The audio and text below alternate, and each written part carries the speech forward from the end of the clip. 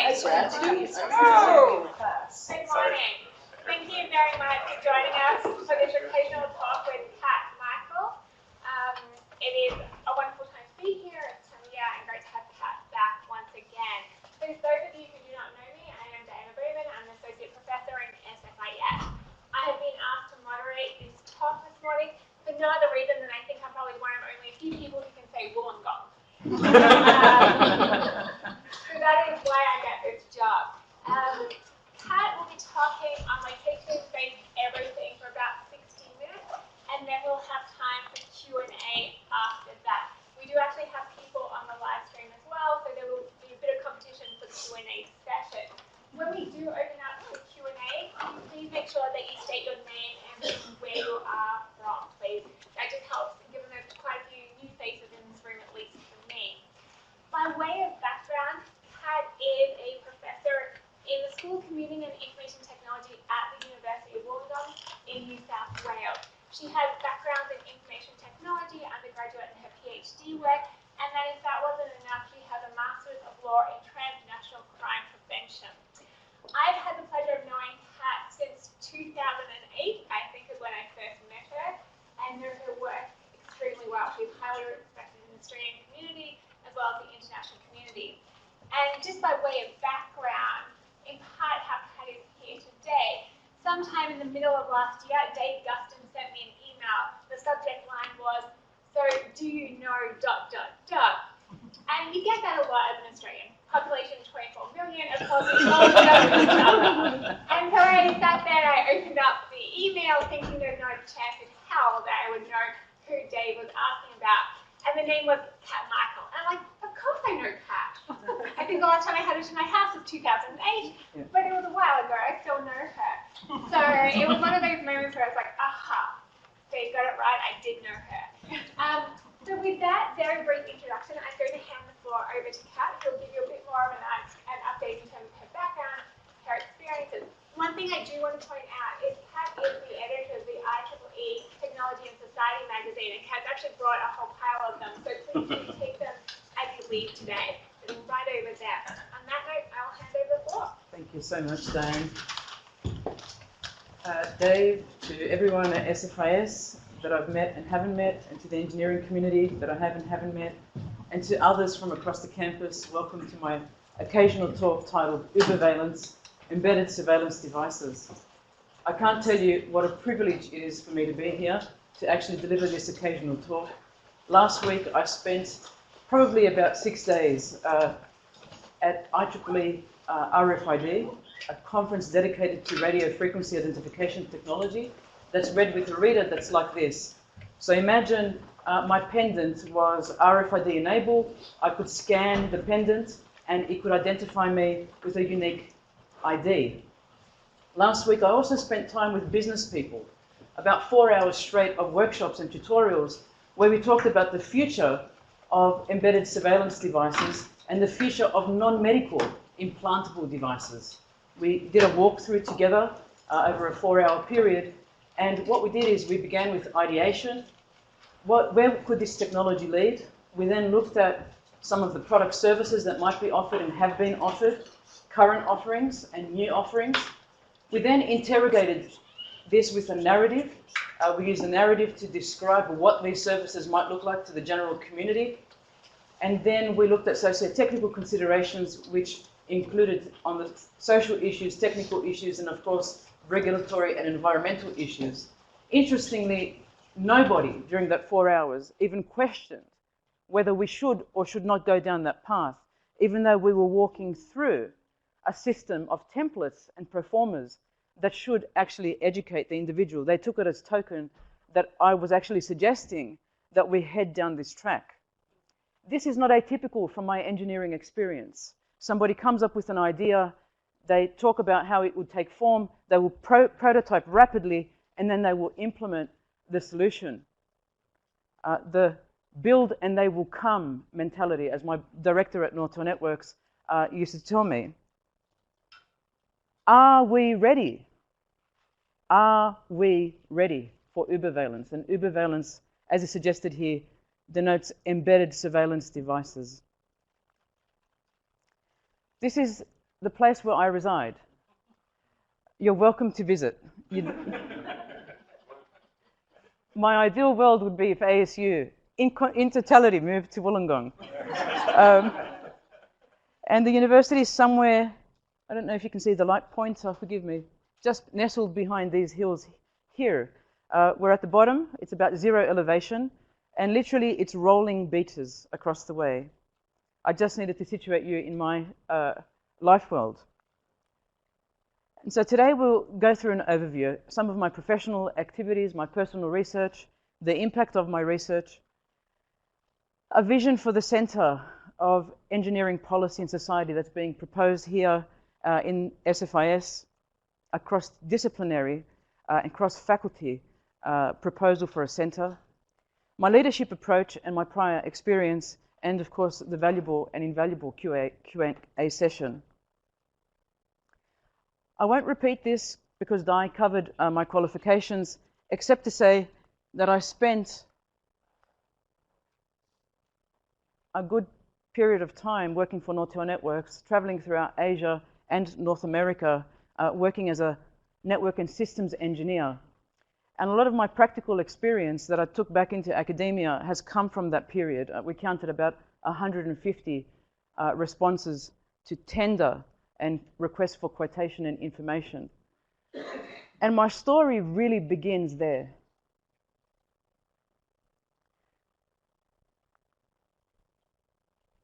And it begins there because it's the first time I heard of non-medical implantables. At that time in 96, 97, we had a Nortel newspaper come around and be placed in our pigeonhole. And I had begun my PhD at University of Wollongong with a professor who specialized in smart card technology, the identifying encrypted technology. And I left the newspaper when I picked it out of my pigeonhole, put it on my desk, and then after a few days flipping through, you know, I'd like to take my time reading the newspaper because it was going to about 100,000 employees worldwide. And one of those occasions I flip to the back and I see a little article about this big saying Nortel sponsors first Cyborg 1.0 project. Implantable. Meet Kevin Warwick. And my mind went, poof.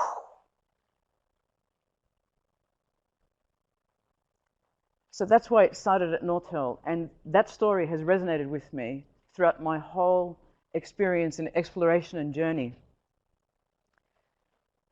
I left Nortel in 2002 to embark on an academic career and also to finish my PhD, which is when I finished my PhD and began teaching, although I had been tutoring for some time as an industry person.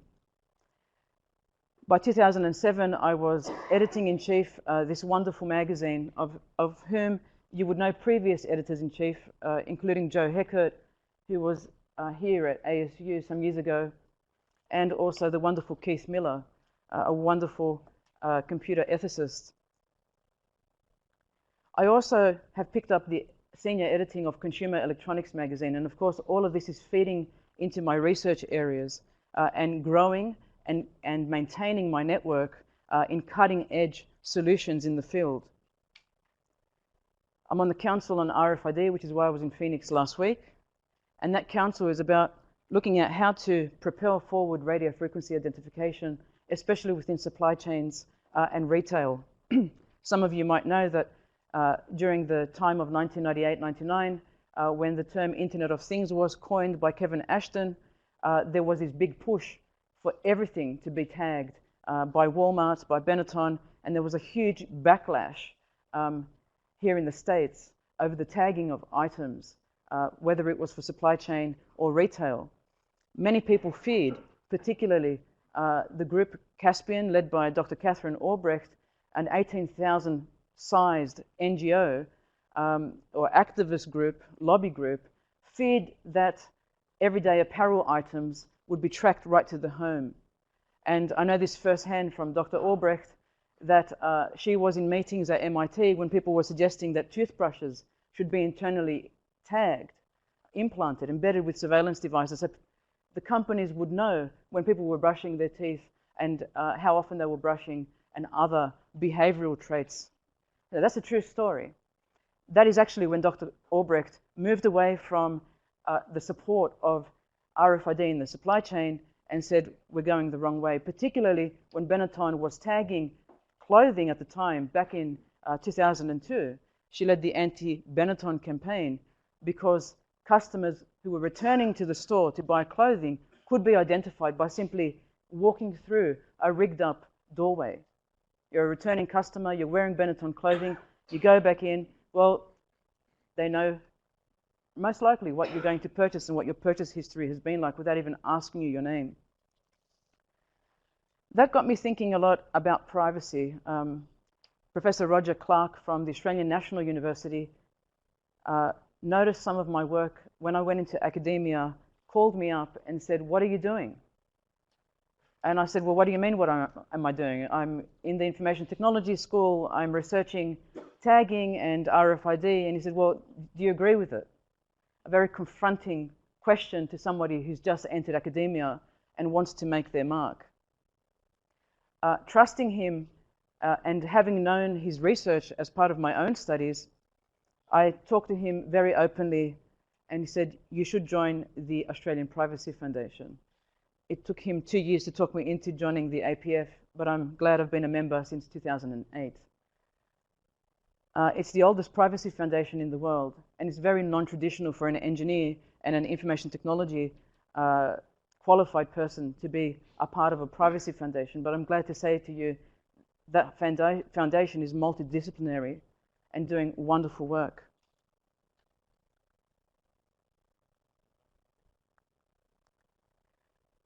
So this is Nortel. This is where I started out. I think I was 20 years of age there. And the gentlemen behind me are literally my gurus, still to this day. They've gone on to do many different things, but I model what I do in teams based on the team, the best team that I ever was part of, which will be hard to match, but it's possible. In this team, we had an economist, a botanist, a geologist, an electrical engineer, and a systems engineer, all in this group. And we worked really hard, and we listened to each other. I think my favorite times in that organization was when Jean-Luc Thibault,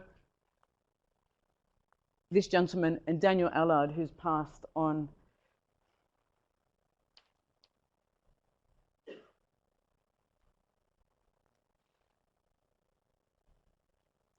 would take a pen and enter into a boardroom and say, now draw. It was all about methodology. It was all about thinking. It wasn't about hiding behind computers and saying things didn't exist or things didn't matter. So we were building amazing networks for the world. At that time, we had voice become data. So everything moved to an ATM infrastructure and then to an internet protocol infrastructure. Prior to that, there were circuit switch networks and very traditional POTS networks that existed. We then moved into the 2G revolution, and I was part of a lot of 2G bid responses. And that was fascinating because at one point when I began, India was counting the number of telephones per village. It was called VPT, the number of telephones per village, backwards. VPT. Within about 2 years, India had deregulated and we were selling mobile telephony to them. We were shipping base stations and mobile switching centers to them. And about 3 years after that, we were selling 3G spectrum and we were part of the 3G spectrum auction licenses. Amazing what happened so rapidly to computer software, which let us go from, no kidding, these paper maps that you see here, and we would put overhead transparencies on them as planners and draw circles of, rough strategic plans. And my job was to take the software that was coming in, geographic information system software at the desktop level, and to do this telecommunications planning and systems design using automated software. And it completely revolutionized the way that people planned. We talk about big data today. I was doing big data back in 1997, buying Landsat and Marconi tiles that you would look down into and go, wow, I can actually go down to the clothesline level on your umbrella. I know you don't have umbrellas here or Hills Hoist, but that's how finite you could go. Then I would overlay administrative boundaries, and then I would purchase from bureaus of statistics across the world information on geodemographics and statistical data. Amazingly, I could be sitting in my office, my space was just behind Phil there, never ever have walked on to a soil across the world and do the most accurate and precise market study there was. I could dimension networks and traffic based on demand estimates if we had good data. So I always used to say, you're only as good as your data. We had developed such complex algorithms at the time, particularly this mathematician, Grant Moore, who won Wollongong's University Medal back in 1990. We were doing so great, even with our own algorithms and procedures, that we could actually estimate the teletraffic coming through the network before the customer had provided it to us, or before we had asked the Bureau of Statistics for the more accurate data. Because location is everything. Where you're sitting right now has a unique X and Y coordinate in degrees, minutes, and seconds. So if somebody wanted to map you in this room, they could do it fairly accurately if you were wearing the appropriate technology or had the appropriate technology embedded.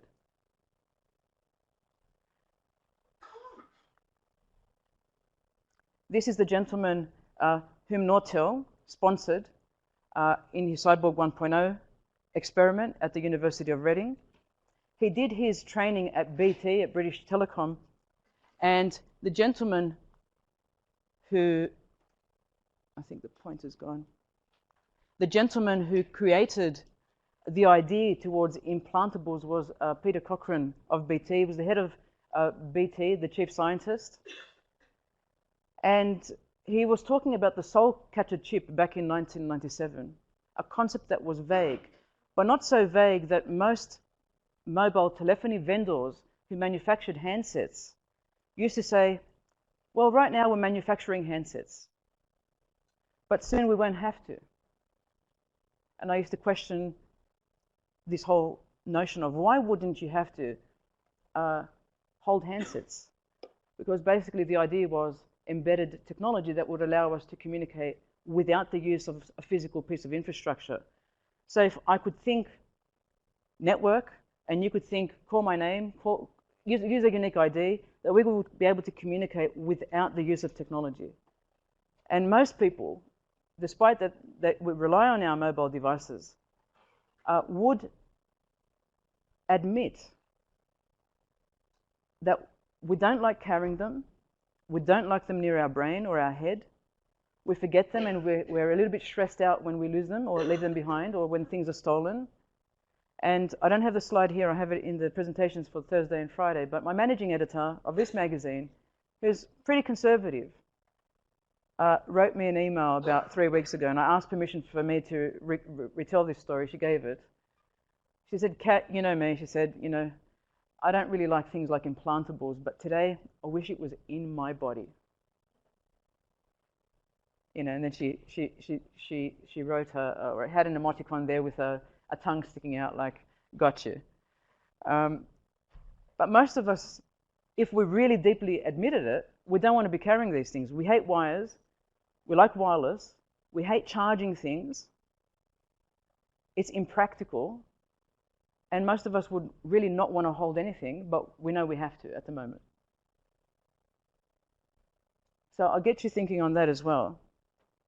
The labor of recharging, the labor of maintaining, the labor of going through upgrades, the labor of having a virus on your phone, the labor of having to use it sometimes because you just don't want to be contacted, and you've forgotten to switch off the settings, the labor of losing it, etc., etc. Affordability, there's a lot of issues. So when people really admit deep down, do they really want to be carrying it all the time? The answer is no, but at the moment we don't have an alternative. But they were thinking back in '97, what if we could embed the phone? Which is one reason why Kevin Warwick went the route of Cyborg 1.0. In Cyborg 1.0, he implanted a very small transponder into his left arm, near the tricep, for 10 days. Cyborg 2.0, a few years later, was much more invasive. It literally hooked up technology to the median nerve of his arm, literally inside. So there was a human-computer interface in the real sense there. That's the transponder, and that's the incision that you see there. I won't be too more graphic. 2.0 looks like something out of the $6 Million Man. So there I was using mapping software to replace the transparencies, and what we have here are real plotter-based outcomes of our demand market studies for the telecommunication services. And many Americans don't realize that the implantable campaign has come and gone. This is an ad from 2002, the Get Chip campaign. Very Chip was on the New York Stock Exchange at that time. It then morphed into various guises. So Applied Digital Solutions was the parent company that then became Very Chip and then became Positive ID. And Positive ID is still functioning today in the national security space. Interestingly, it was being sold as, the first 50 who turn up get this kind of discount, and we invite you to pre-register and blah, blah, blah. And then to make it more real, you had this bus that was going around thinking that this company would have a huge adoption rate, that people would hop on board, so to speak, get an implant in the mobile van and go home. And the whole idea was really to enhance the personal health record, so that if you were suffering from an allergy to something, that you could be identified as somebody and not be killed accidentally if it was a penicillin allergy or reaction, or a nut allergy, if you were anaphylactic. So 900 hospitals allegedly signed up, although I think the number is more like 60 to 90 from the studies I've read. And there was a lot of hype. This made the news, this made rounds, but it got people thinking. But the bus is now completely gone, and the people who were implanted just have a dormant chip in their body. Interestingly, the company didn't think about people who wanted to remove it. And so there are people on the FDA database, on the MORD database, who have exception reports saying, I don't want this chip, it actually hurts in one case. Most people say it doesn't hurt. And this woman is recording her case. She said, I put it in a few days ago, I don't want it, it's hurting, there's swelling and there's a lot of pain around the area. And that was never addressed, which tells me a lot about engineering design. We're designed to put in, but not to put out, or there's a rollout process, but there's no retraction process. And when I interviewed the IT manager at Barcelona, Spain, who created the same thing, but for an application, not for health, but for patronage at the Baja Beach Club, I asked him, what about those 100 people that have the implant and you've moved on now, it's not a gimmick anymore, and no one cares, you've been bought out by another company? He said, well, that won't bother them. I just think about it personally as space junk in the body. Now, interestingly, around 2003, when I had my first child, I had started projects at university to look at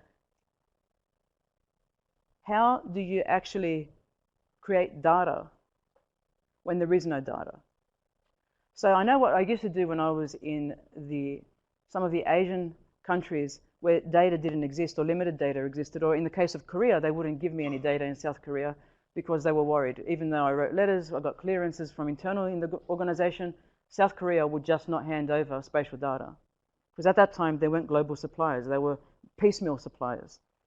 And I thought, I've got a great idea. I've got lots of time during maternity leave. I'll just attach the Magellan device to the pram, and I'll just do a test case. And my thinking was, if I can go around my local suburb, which had 2,500 people, about 800 dwellings, if not a bit more in the municipality, I could do something with that data. But my mind was going as an engineer 100 miles per hour, and yet as a mother, it was like walking, and as an academic, being part of various projects, again, I was thinking about where we could go with this. Remember, there was no Google Earth, there was no Street View, there was no navigation tools at that time. There were these clunky devices, but basically, you could get waypoints out of them and do some interesting things.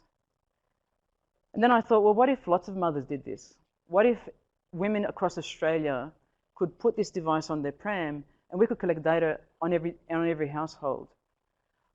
As time went on, I realized how terrible a thought that was, actually, to be honest with you. I did it for Kiama, and when I went to Kiama Council and said, look what I've got, they wanted more. They wanted more.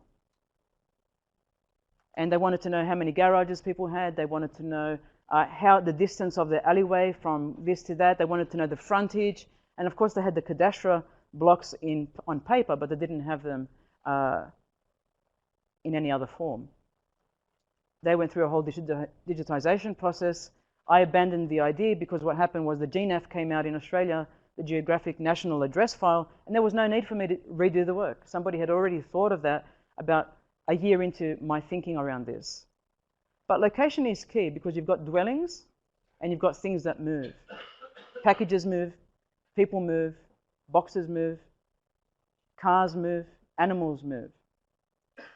So living things move, non-living things sometimes don't move. But the occupants of non-living things, like buildings or dwellings, change. Okay, so there's a location problem there. That's the example study that I did. And the density of, or the thickness of these lines, or the darkness of the red, show you how many dwellings are per street. And you can do lots of interesting analysis with the dots beneath these GIS maps. So then we're moving along, okay, in my life, in the workplace. We've gone from 2G to 3G and now 3G phones. Most of us don't realize they have between 9 and 14 sensors in them. That can do image analysis like the cameras. There's an accelerometer, there's a global positioning system device, a chipset, a thermometer, a gyroscope, a magnetometer, an altimeter, and even an RFID pressure sensor, among other things. If you are carrying this in your hands or your handbag, and it can denote movement, it's counting things. It knows where you are. It has to know where you are. Whether it's broadcasting where you are is another story, but the smartphone, knows where you are. I later moved into national security areas and started to look at covert devices. And I'm going to send a bunch of these data gathering devices around so you can actually hold them and see what they look like. But these basically log your location, and they log other things like temperature, and they even record. The pen here doesn't record that much. It's a high definition 8 megabyte pen recorder. You turn it on by clicking the top. This is a key fob, just here. Again, it's all USB enabled, and you can open those devices and you can see the USB. You can, you might have to take the back. Just pull it off. So these devices now are not only covert, but they're very powerful with the miniaturization of chipsets. But again, location is common across these. So the research I've been doing has been focused around devices, human participation, social implications, current consequences, and these are some special issues I've run, everything from RFID in the supply chain to advanced location-based services, to the implications of social and behavioral tracking, and the chilling effect on individuals when they are tracked. Big data and challenges, that one was with Keith Miller, and looking at the notion of unintended consequences. For the magazine, we've run themed issues across the board, and you can see these. I've been editor since 2012. And again, looking at something called location-based social networking. We've looked at brain-to-computer interfaces. We've looked at medical implantables like deep brain stimulation, consent in that DBS process. We've looked at Fitbits and how they could be used in a court of law and are being used in a court of law. The data is being subpoenaed. And most recently we had somebody who called 911 who said his house was burning down and did burn down, claim that he was helpless in the situation, and his pacemaker data was subpoenaed through a warrant process, and a cardiologist deemed that he could not have actually raced outside as fast as he could with his 2 big bags of belongings, and he was convicted of arson. They also found secondary evidence, which was kerosene on his clothing. But it's amazing that the data can be subpoenaed. That's an implant device. I'm not going to stay on this slide too long, but if you want to go to my website later, I've got all the slides up. You can look intricately at the myriad of articles we have accepted, and they're broken down into 2 sections: technology themes and then social themes. And I've done a content analysis. On this side, you can see SFIS's areas of responsible innovation, which I attest to, and the magazine's focus, which has been pretty much spot on what SFIS has been studying. I've hosted 2 international conferences, one in Toronto and one in Sydney. One was on implants, emerging technologies, and we had 7 implantees present, including the guy that Nortel sponsored for his PhD scholarship under Professor Kevin Warwick, which was awesome. He was the general chair, Dr. Mark Gasson, and I might mention that Dinah Bowman has written a book, The Fetus Society Proceedings, with Mark and Eleni Costa.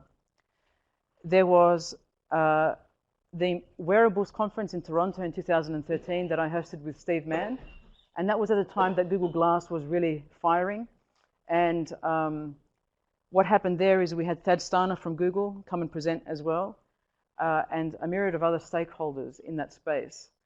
Interestingly, the participants unanimously said that day 1 was completely railroaded by the engineers, and that by day 3 the engineers had left and the social implications people had stayed behind, but they were talking to each other. That was a defining moment in that whole facilitation and 1-year process. My flight was late. I was at CFP, Computers Freedom Privacy event in Washington. I arrived a day late to my own event because of the issues with the airline and the weather. And when I arrived, everyone basically said, "Oh, thank goodness you've come." And I didn't really understand why they were saying that. But it's because they wanted to be heard. And there was no counter voice with enough, I don't want to say muscle, but enough counter questioning to say, but why? But what if? So day 1 was really just like a meet and greet, the latest wearable technologies conference. And everyone had their video cameras on, like this. This is not recording, by the way. So they were doing this, and they had their dome devices. Actually, I've just heard it click, sorry. These things, they're always recording. But that's the thing, right? That we had what Steve was calling surveillance, recording on recording. But none of the people from the Society on the Social Implications of Technology actually appreciated being recorded. When, at one occasion, somebody leapt up and was recording from a high in the dinner, I saw many people literally just do this. But we're in that kind of world. I mean, aren't Street View cars recording everything outside our homes? But how many of us feel uncomfortable about that? That's good. But if I put this on and go like this to you, this is not recording, does that make you feel more uncomfortable than if you saw a Street View car? Depends on the mood I'm in. Okay, yes, yes. So it's interesting that if an individual wears a camera and surveils an individual, another individual, or even a corporation, they're in trouble. But when a vehicle and a fleet of vehicles goes around recording location, MAC addresses, and other things, it's okay. It's just a company.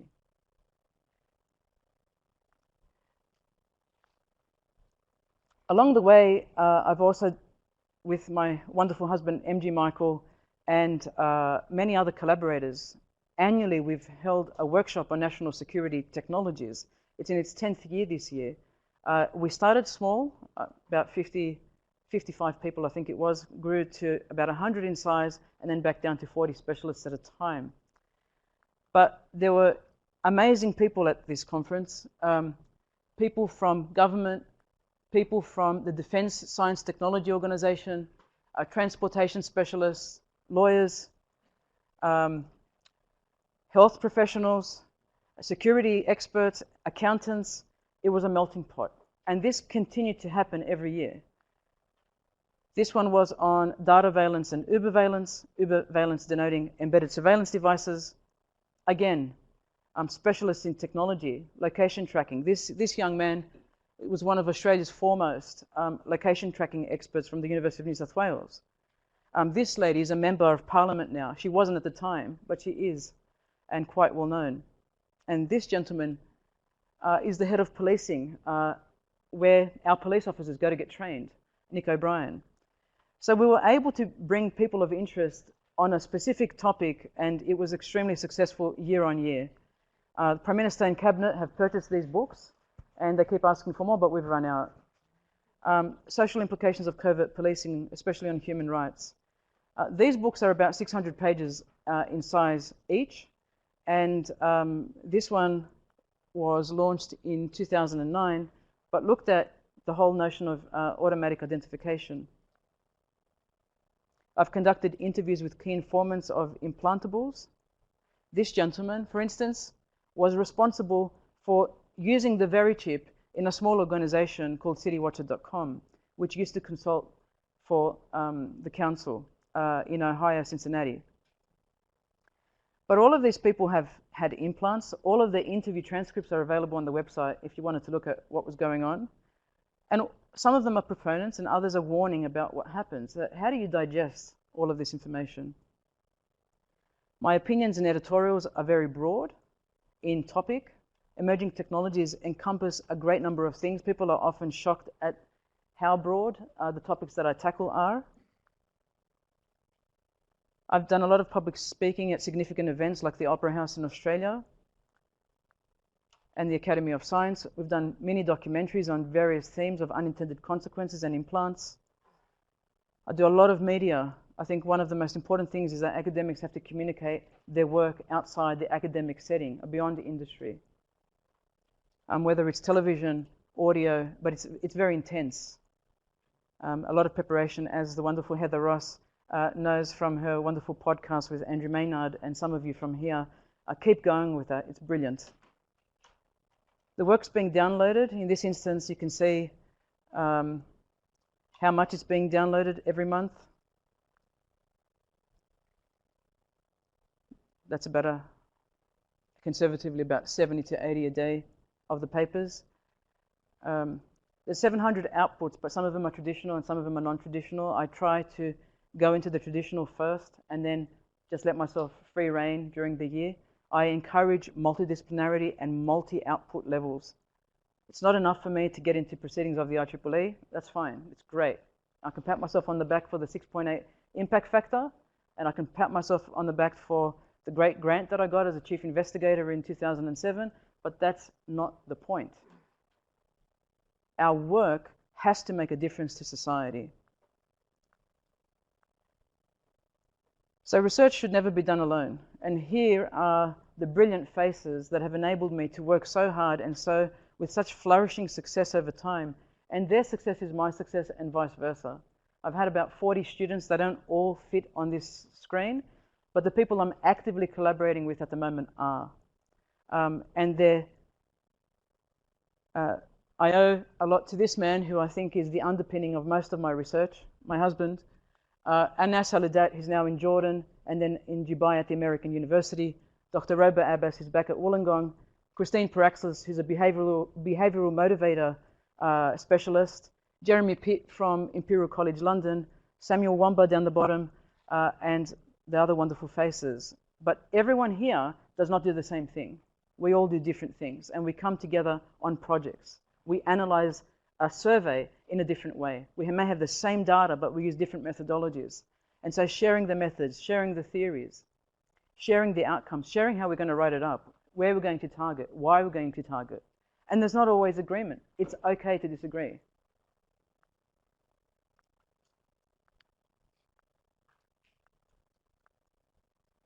So back to the large tracking device, the Magellan unit, which I used on the pram. The first study that we conducted showed that humans are real creatures of habit. If you can track someone for 2 weeks, you don't have to track them anymore. We do the same thing week in, week out. We even go to the same place to eat, and we go to the same place to drop off our kids, and we go to the same place on the weekend for sport, apart from if you're asked to go to different grounds. You go back the same time to go to bed. And when you start to look at this as big data, you know what exceptions look like. You know what abnormality looks like. But you also know what normality looks like. Look at that. That's week in, week out. There's some variation, but not much. We asked students to keep a daily diary. This went through ethics approval. We also got the GPS coordinates, and the GPS coordinates that we got, I'm just going to skip to the actual, here we are. So imagine you've got your track stick on, one of many devices. This one here is an in-car tracker, this one. This one here, you can see the USB. This has got a USB, and this is an in-car tracker as well. You can put it on your foot. The output, if I plug that into any USB port and I downloaded the Track Stick Manager software, you can see the data that it collects. That's just the record ID, the date and time, the latitude, the longitude, the altitude, the temperature, the status, how fast you're moving, the course you're taking, is it southeast, northwest, if you've got a GPS fix or not, a proper one, because sometimes you're under clutter or you're in high-rise buildings in a valley somewhere. The number of signals that you got, these are the number of GPS fixes, and whether you want to go to Google Maps or you export the data. This data is at 20-second intervals, but you can change that if you want. Sorry, to 8 seconds in this case. 8-second intervals. You can even have as low as 3 seconds. So 3 seconds is really finite. You can just imagine I've been giving a talk now for about 43 minutes. In every 3 seconds logged, I'm going from here to here and back and back and back. Well, what if we were all wearing these trackers? What if every vehicle had a tracker? What if you could never take the tracker off? Are we there right now? Right? How many sometimes leave their phone behind on purpose? Great, it's good to see. Yes, all credit to you. So the next slide is looking at how we can, well, what I did, I was in Phoenix downtown and I started to track my movement. It knew how fast I was going, 4 kilometers per hour on foot. When I started jogging, it was about 8. It also knew, and I don't know if I've got it here, distance traveled, calories burnt. I haven't got it here, but it's on the website. It knew my stress level, according to how it works out stress. It knew my body mass index, and it knew a few other things, how much water I had, drank. And so then I export the data out into Google Earth. So the track stick goes into the machine, I download the data, I then export it to Google Earth. And you see this globe spinning. And in this case, I identified where the individual was speeding on the highway because I could see how many kilometers per hour he was going. He was going about 114 in 110 zone. So maybe we automate speeding fines in the future. I could look at his originating point and his terminating point. Now remember, this is 2-second or 3-second or 30-second intervals. It looks like a line, but it's dots. All I did was export in a fly-through mode the data from the track stick. It's a .kml file, and you dump it into Google Earth or any other OpenGIS system that you want. And now I can actually walk through and fly through like this. If you've got a joystick, you can just fly through on top of this line or these dots. So I actually can retrace his footsteps or her footsteps. And I can see that maybe they went to the university. Then you can share your location with others. So not only can I keep it, if I use the application on here, I can locate and location share. And Google sends you a monthly reminder that you're sharing your location. This is an old application called Google Latitude, which no longer exists, but they have it now in Google Maps, the latest edition. So it got us thinking on our research projects. We could look at scenarios, because scenarios are deeply embedded in our work. Child protection. Here's the grandmother's house, the parents' house, the school, the home. And what we did is we used the data that came from our student base, and we obfuscated the data. We de-identified the data, we deleted points on the data, we added other random points, and we looked at how close could we get to a scenario using the obfuscated data to look at child protection. So if you have location-based services, is it a good thing or a bad thing? If you had emergency management from a point of a bushfire or a zone, is it a good thing or a bad thing to have buffer? If you wanted to do employee monitoring on a truck or on a person, is it a good thing or a bad thing? If you wanted to do spousal tracking, it's a bad thing. But there have been cases where people have covertly placed one of these trackers on vehicles because it's got a magnetic clip that you just either put it to the side or the top of the roof rack. How many of you check your roof rack when you get into your car? I don't. Or the underbelly, or open the bonnet. I never do now, you know. So, and there was the case of a true story, Roger Clark first reported it, of somebody having been first raped and murdered as a result of somebody gathering the data, knowing exactly what the woman was going to do the following week, and then committing the crimes. So good or bad thing, very, very bad. But look at the case of the emergency management. Hey, isn't it great if I'm in trouble and I need to call? Yeah, so we surveyed Australia's population and asked them, would you give your location in an emergency? You know, 90% said they would, 10% said they wouldn't. They would not give their location in an emergency. And the bigger issue than privacy was trust. It wasn't privacy, it was trust. Trust in what was going to happen with that data. Interestingly, there is a declaration change in an act, which is the Emergency Management Act now, which allows people, because of the Victorian bushfire that took 144 lives, to allow for continuous tracking of mobiles during events like this. So the government and the Emergency Services Organisation say it's our legitimate right to secure your safety, even if you don't want to be secured. And that act came out post this study. Unauthorized tracking. And then we separated all the stakeholders out of these models.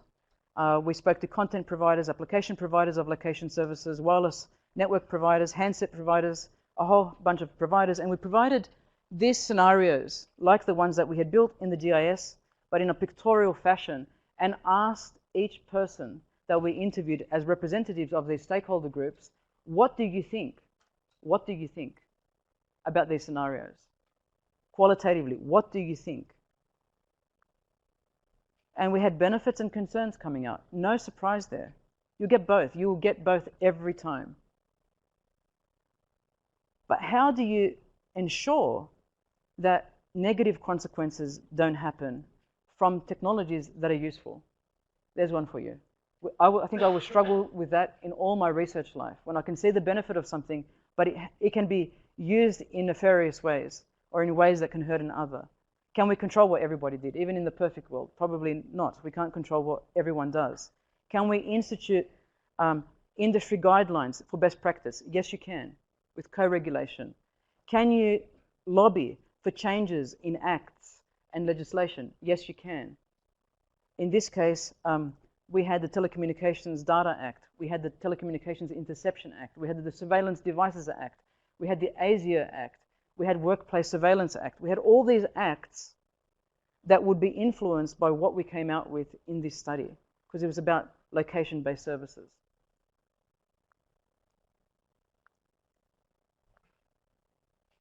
So I pose that question to you again. If I put on a head-mounted unit and went close to you and started recording, you would be offended most likely. But if a company does that, why aren't we equally offended and don't respond? So if I came up to you, you'd tell me stop. But if a company comes up to your house, you don't say anything. What's happened to us? Why don't we respond? And now we've got Google trackers. Now the police are wearing them. The Axion company said they will give the camera recorders free to every police officer in America. Free. For 24/7 recordings to be sent to the cloud in an evidence database management system. So if the police start to wear them, and Axion is giving them for free, I wonder why. Are you going to start wearing them for retaliation? Are you going to say, yes, give me that black box recorder? Actually, I think it's a good idea because you've got evidence against me and I don't have anything against you. And when did they start pressing the record? And what about the fact that this horse looks like it can see 360 degrees, but really we don't know what happened out of shot or out of view. It's the field of view of the horse's back, or the field of view of the cameras on my head, or the field of view of the car. It's all different fields of view and points of view. So quickly, but more importantly, gender and age diversity is important to me. Discipline and qualification diversity in a new center. International project experience. I actually want to look beyond America because all my life has been international. Every second of it. Not afraid to be challenged or to think differently, even if we disagree, like my old team. I want people with a lot of background in theory or in method or in project management or in innovation. You don't have to be great at all of these things. Different stealth in communication skill sets. People who can interface internally or people who could interface externally with frequent communications, talented grant writers, above average writing skills for academic journal papers, and the ability to talk to media with direct and clear messages. And people who are reliable. So I've already been looking at what projects. This is a content analysis on the last 10 years of the yearly national security workshops I've been running. That's what it looks like. And it is engineering, policy, and society. There you go. I've been doing it. And you've been doing it. You can see there's law, which really lends itself to policy as well. There's engineering, there's technology and security keywords, information, and society in general. You can see the word community there, and rights, and public, and evidence, and national, and government. But when we start to meta-analyze what we are doing, so we all write articles, we all communicate to the media, we should be storing this information. Then you basically reflect by looking at the corpus of data you've got through your own generated data. And you can see very clearly with content analysis what you're currently doing. I want to go in a 3-year horizon. The first year, what projects are we working on and why? Which people and what timeline?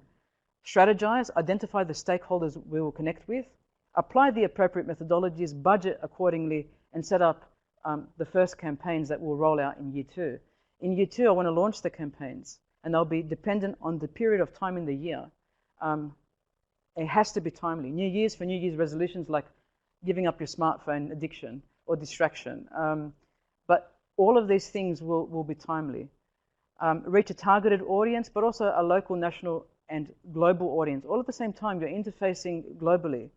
Public engagement via the internet, via physical events where we meet and we share, and conferences where you actually ask media to come on campus and listen to a series of maybe 15 short talks on outcomes. Get feedback and then connect with specific stakeholders. Then by the 3rd year, measure success. How do you measure it? Is it the number of media? Is it the amount of time you've spent on television? Is it the number of articles you've produced? How do you know you've made an impact? How can you validate what you've done in year 2? Meanwhile, you're trying to think of this happens in cycles, because by year 2, when you've launched the first set of campaigns, you're actually going to start spiraling and going through this life cycle before the end of year 3. So this is typically what will happen in stages in different timelines.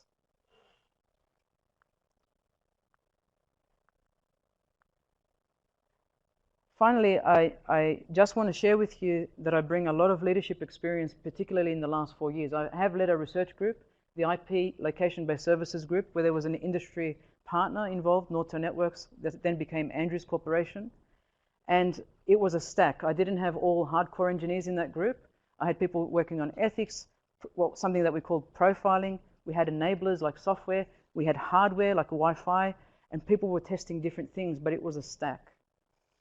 In the case of my Associate Dean International role, I was looking after 9 campuses where URW have partners or twinning arrangements and delivering a lot of quality assurance, a lot of discussion on academic curricula, a lot of research direction. One of these players is a research institute now. So we're working very hard. And just to show you some snapshots from that experience, we have the 9 campuses on an innovation I introduced, which was to bring everyone together on the web. BJTU had their own website, and it's in China, so they're not going to let us use their facilities. Wollongong had their own. TJPU, Zhengzhou University, Malaysia INTI, URW Dubai, URW Hong Kong, Central Chinese Normal University. Everyone we had there didn't know each other, and yet they had to constantly work together. So I call this a virtual environment. It's actually a community of practice. And you can click on any one of those profiles. It's live. It's on. And I bought the domain I Love Engineering for $6 and I love STEM for another $6. The two taglines that every engineering university in the world talks about, I love engineering and I love STEM.org, were free almost, right? We can establish communities of practice that are acceptable outside, and you can actually form relationships very quickly without even going to someone's office, although I like the physicality of meeting in person. There's the website. It has 150 videos that I produced by asking individual researchers, what do you do? And show me your lab. Okay, you're going to see about 150. I walked into 40 labs. I walked into n number of other interviews in their offices, and didn't cost a lot. Internally, they only charged us $10,000 for that whole process. And people started to use the content in their classes, and people started to use the content to look at what each other was doing. So these are just around the traps, and these are all in different parts of the world. India, China, sending students to China. These are our graduate students from Zhengzhou University, about 500 of them. It gets very tiring at the end of graduation ceremony. Some of our students had internships in Malaysia that were organized by the partner, so they got to go to internships at IBM. And on the left is a challenge of eating some Malay food, of which there was a 10 series stages, and some of them survived and some of them didn't. But all this is across our campus.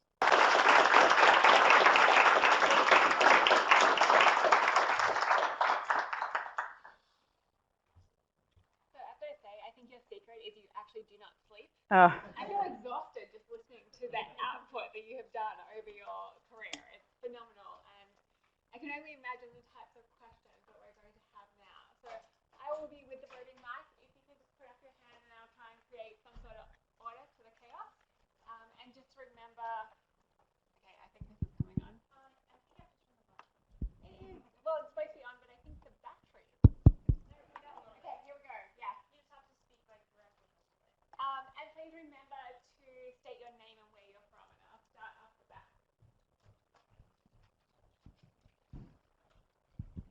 Hello? Hello? Hello. Okay. Working? Okay. I guess I can't hear the feedback. That's a good thing. Anyway, my name is Joshua Steele. I'm in the School of Engineering. We do wastewater monitoring, which has a lot of challenges with privacy issues and stuff, so it was really beneficial for me to hear your talk. Thank you very much. What I wanted to ask you was specifically about, you mentioned the importance of having international perspectives on teams, which is something I think we lack. We have a lot of gender diversity, a lot of interdisciplinary people in the teams when we discuss privacy issues, but we don't have a lot of international contribution. I wanted to ask for the embedded devices scenario, do you know, are there significant differences between, you know, countries and people's responses to, like you mentioned the privacy survey you had in Australia where 10% of people were unwilling to provide their location in case of emergency.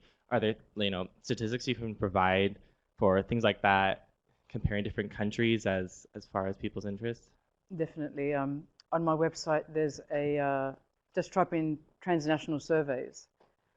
So one of the things that we did in 2011 and repeated in 2012 and 2013 was to look at different markets.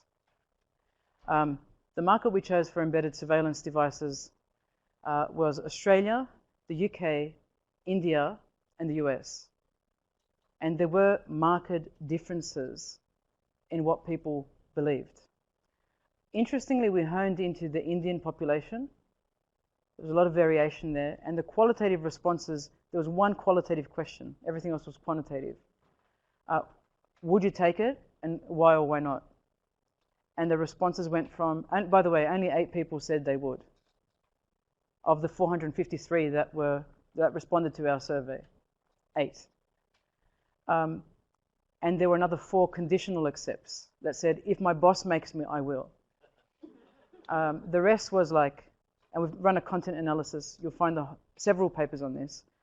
The rest said things like, yuck, who are you, you XYZ, forget it, you know, my religious beliefs don't accept that. There were so many varied responses. We clustered them and codified them to 12 categories of responses of why people would not accept, And although there were only 12 that accepted, there were a lot of variation in their response of why they said they would.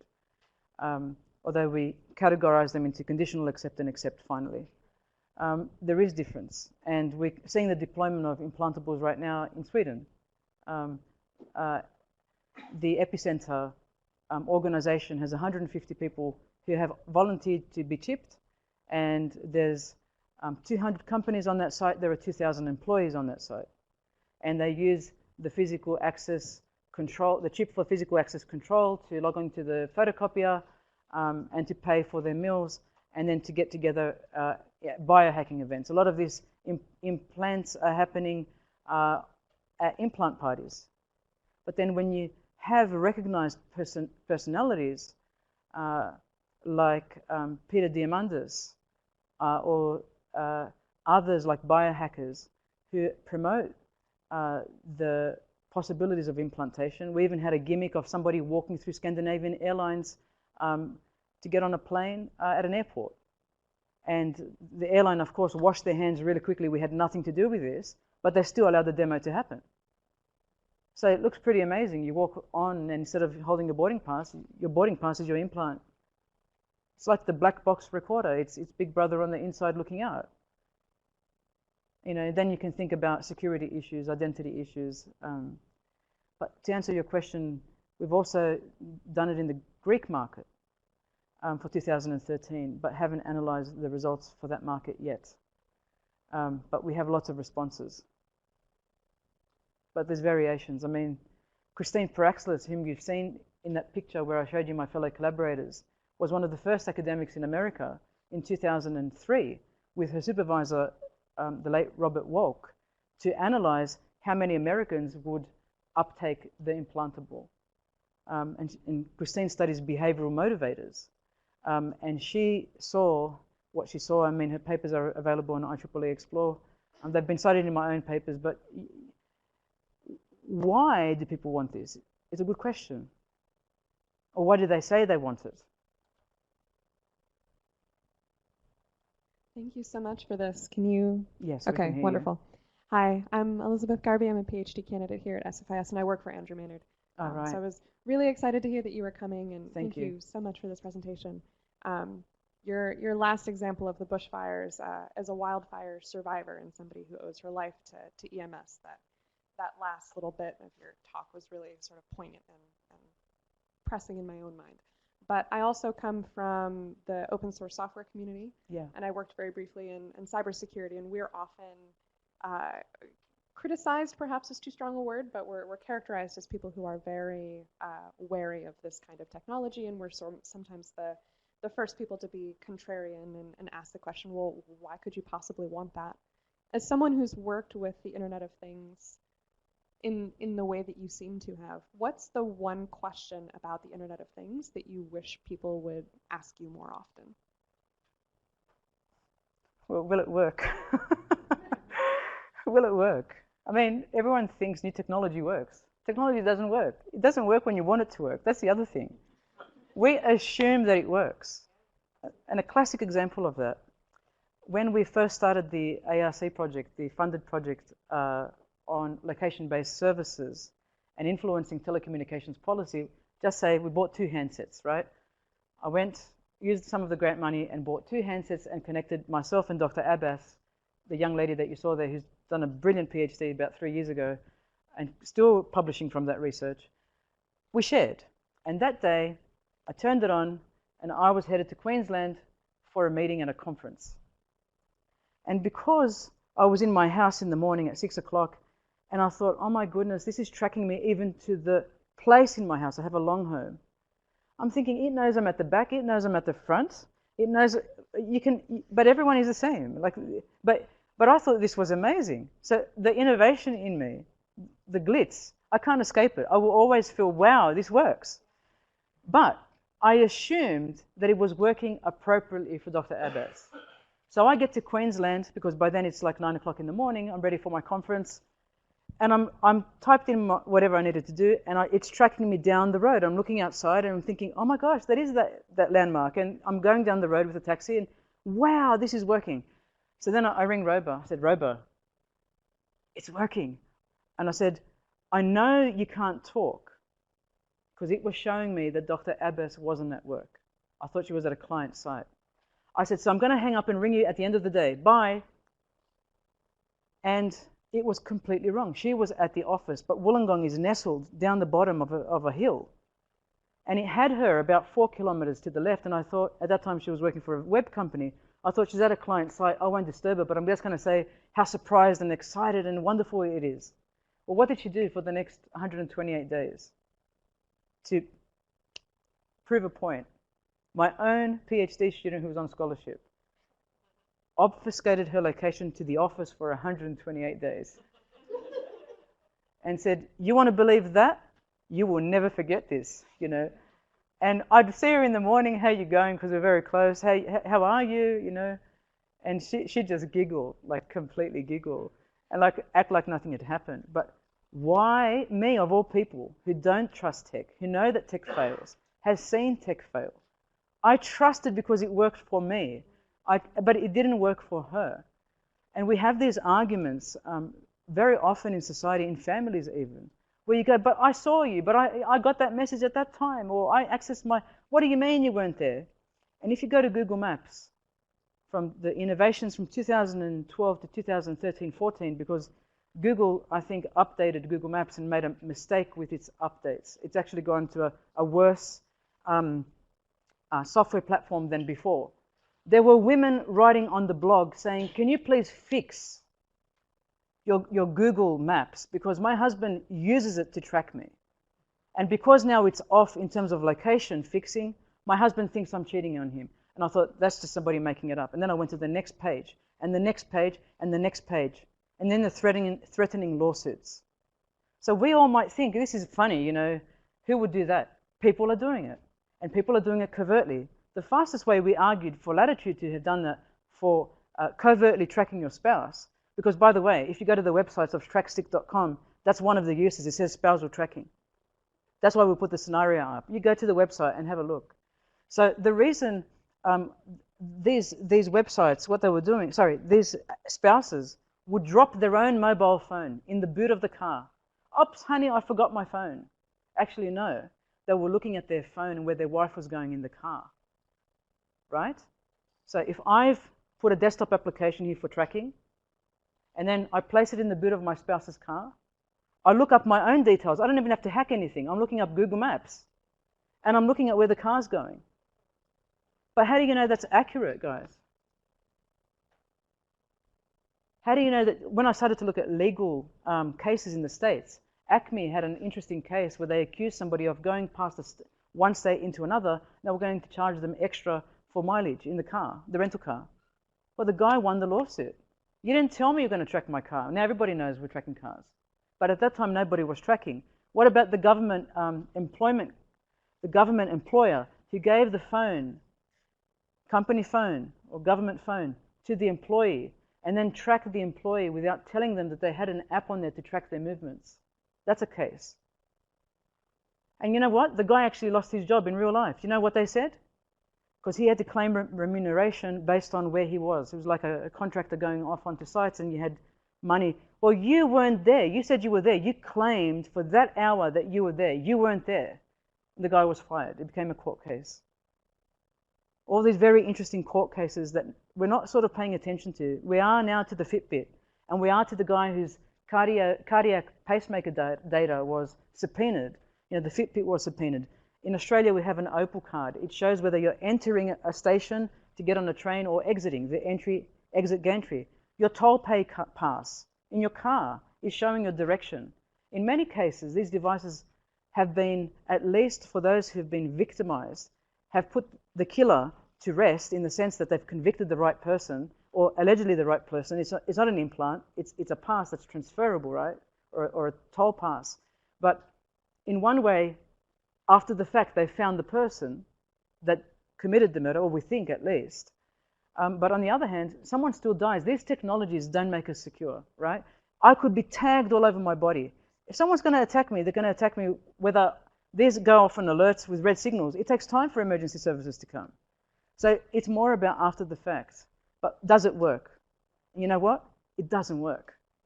It doesn't work. So I often think about what are the manual things that we could do that would work better, the process innovation, not the whiz-bang technology that looks like, oh, I can scan you and I know who you are. So, hi, Kat. Hi. Thanks for a great talk. I'm Michael Bennett, SFIS, as you know. So, a couple of questions. You mentioned scenarios 2 or 3 times in your talk, and so the first just goes to this. I wonder if you could tell us what you mean by scenarios and describe instances and maybe in your methods in which you deploy scenarios precisely. I'd love to hear some more about that. And then with respect to tagging specifically, in the context of law, even more precisely, very curious about populations who are tagged now involuntarily. So, for example, folks who are in criminal trials, who are out on bail. Fascinating questions pop up in jurisdictions here stateside around robustness of the technology. Apparently, bracelets and anklets are pretty fragile, but there are also issues around privacy and around hacking, and I just wonder what you've seen or what you've been studying in other contexts. That's fantastic questions, Michael. On the scenarios, my first, I think, landmark paper was actually using scenarios. And what we did is we gathered as much non-fiction evidence, facts, okay, and about where these devices were being used. And we gathered lots. So if we read stories very early on that GPS was being used for people to serve their sentences at home, we grabbed that and we documented that. If we read that a police officer said that he wanted criminals implanted in Australia, we got that. And by the way, there's loads of evidence here showing examples of this. We could find it a bit later. So we took all the evidence, the facts, because what we didn't want is for somebody to say to us, you're making this up, right? You're fear-mongering, right? I love that. Because when they say that to me, I say, I never say anything unsubstantiated. If I haven't read a court case, if I hadn't read a real event that's taken place, a first-person account, something, case notes, something. The company who's flogging it off as a spousal tracker, the franchisees that have opened up with covert policing devices, and in some states in Australia, the police go straight to the company that has the covert devices because the Surveillance Device Act in that state is more rigorous and more robust and won't allow them to do that via their workplace. So they're sort of doing it under the cover. So we take all the facts and then we write stories. We write scenarios from the facts. And in a journal, right, in a magazine, a peer-reviewed magazine, we took the facts and fictionalized them. We put them in a setting with characters. We put them in a real-life location. We put them in a plausible power relationship in a taxonomy of people, because that's what we're reading that is happening in real life. So if you tell people, but there was a murder because of this, and there was somebody who was covertly tracked and they were fired, they sort of don't listen, but we should fictionalize it sometimes and place it into a scenario setting. They let their mind drift and they don't feel bombarded by what you're saying. So if I tell an engineer sometimes, and this happened, and this happened, and this happened, and this happened, they go to, yeah, but it always happens. They gloss over and keep going. Not always. But if I say, I've got a story for you, I'm going to tell you a story. It's based on a true story, but I'm going to tell you a story. Literally, I think we're scriptwriters most of the time. But how else can you let someone come on a journey with you? Last week at the workshop, I went through templates in a business setting. It was almost like a story. It was a business person's narrative, right? It was scenarios. I asked them to fictitiously imagine new products and innovations in the implantable space. I asked them to engage. You've got to get them to engage. Because if I'm here as a talking head and I'm just telling you not to work or not to contribute in the story, you probably won't listen to the story even. But it's engaging through storytelling, through narrative. It's engaging through the creation of a fictionalized event, but with facts. So, you know, guys, think about it. When you're at home watching a movie or there's a promo on television, And they go, based on a true story. You go, no. You know, no. And you want to watch it, right? Why? You know, some of it is true. I mean, I don't know how much Hollywood's, you know, when they say based on a true story, how much of it is true, but some of it is true. In our case, all of it is true. So it's like, really? What? Huh? And the other thing is, because there's no impact on an individual who's sharing with you the harms that have happened to them, you can take the factual event, and even in very small ways in the English language, you can present the feeling of fear, the feeling of anxiety, the feeling of insecurity, the feeling that you're being watched, the feeling that the device battery is going down and you're feeling really insecure because you've got no battery power and it's dark outside and you're alone. You can actually concoct a real scenario that we've all been in those scenarios, guys. And they're all different for men, women, of age and gender, and which country you're traveling to, what you're doing, whether you're a visitor or you live there. But you're allowed to wander a bit. Now, you had one more important question on the tagging, on security. So, can you trigger? It was about how insecure the devices are? Right. Right. Okay, top question. Most implantees, the first thing they'll say, don't worry about the implant. It can't go more than like 10 centimeters or 3 centimeters. It's a proximity chip that's in there, right? So imagine this was imagine this was my reader, okay? Or I went up to a door and I did this. That's proximity because it's close. It's 5 to 10 centimeters. I could do that, but usually you go, I've seen that they touch it. They touch the reader. It's a physical touch, okay? So they say, nobody can steal your information. There's only an ID number in there. There's nothing else. What are you worried about? It can't track you in a global positioning way, okay? And I say to them, what you're saying is almost so limited because, yes, it's just an ID number. This reader has an X and Y coordinate, however, on the Earth's surface. It's somewhere. So when they say you can't track this, there's just an ID number on there. It's true, it's an ID number. But if you do this, the minute you do this, either you get a Wi-Fi node location fix or you get a reader node location fix. And then what we've explored, for example, you'll see people who do this now, okay? Go online and go on the website, there's thousands of pictures on there. They do this, and they pay for their items. I want you to think about that. They take the phone, because now they're using NFC, near-field communication, and they do this. And they pay for their goods. It's them. It's their identity chip. And I say to them, the minute you connect this with this, everybody, what have you done? This is the global positioning device. It has a chipset in there. You're connecting the local with the global, right? So when I started looking at applications in 2002 and 2003 called like Verify Wireless, there were applications for kid locking watches. At that time, we didn't really have wireless applications that were pervasive so that between the States and America where this was launched, you could seamlessly go between one operator and the other, right? So roaming. And there was edge technology. It was very clunky. There wasn't enough bandwidth. This was obviously early in the 2000s. Now that we have bandwidth galore, there's no limitation. This is local. The room is Wi-Fi. I can interact with my NFC with the Wi-Fi node. It knows I'm in the room. And if I want global, I've got this for outside.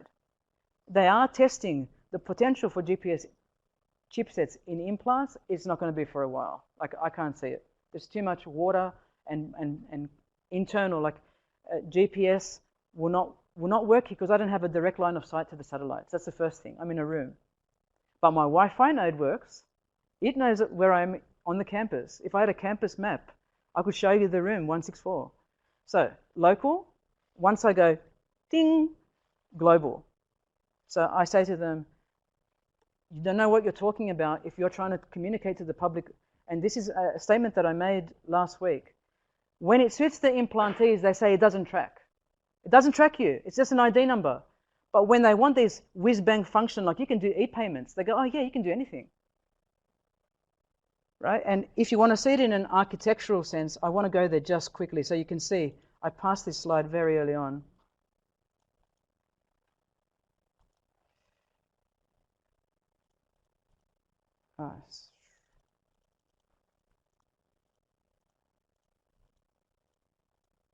there.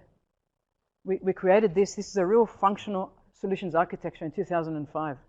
The gentleman who helped me create this was Simon Chu. He was part of the Singaporean Navy. I was very lucky to have him, a scholarship student. So that's what we've been describing.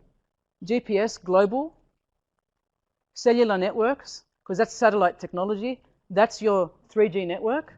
Down here, your Wi-Fi. You store your hierarchical positioning server to say, I've checked for a fix on Katina. Okay, she's not outside, she's in the room. Then I go down to the next level.